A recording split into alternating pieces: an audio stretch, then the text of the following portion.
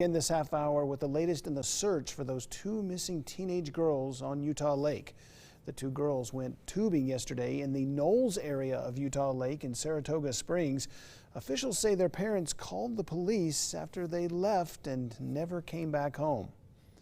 ABC4's Rosie Nguyen is live near Utah Lake at Lincoln Beach Park with the latest on the search. So, Rosie, any luck for those searchers? Yeah, Rick, not quite yet, but what we do know is that every minute is crucial in the search for these two teenage missing girls. And let me show you why. The water here at Utah Lake, it's still very cold. Right now it's about 57 degrees, and that's coupled with winds, which officials say led to very treacherous conditions last night. Family members tell officials 17-year-old Sofia Hernandez and 18-year-old Priscilla Bienkowski left to Utah Lake Wednesday night to go tubing near the Knolls area. When one parent called to check in, they said a man fishing nearby picked up on their cell phone that was left behind. Once it got late and the girls didn't return, they called police. There is grave concern, though, because of the conditions that were there last night. Utah Lake is unique in the sense that when you get wind, any body of water is going to get bad waves. Utah County search and rescue crews began looking shortly after 8 o'clock Wednesday night. They found the teens' car keys, cell phones, and personal belongings on shore, and eventually their tubes in the water. But the teens were nowhere to be found. Crews eventually suspended their search around 3 in the morning because of the conditions.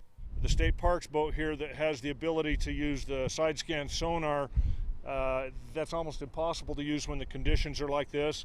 Their worst fears stem from the fact that the tubes the teens had were not designed to be life preservers, and the conditions they endured during the night were extremely dangerous. The water temperature right now is about 57 degrees.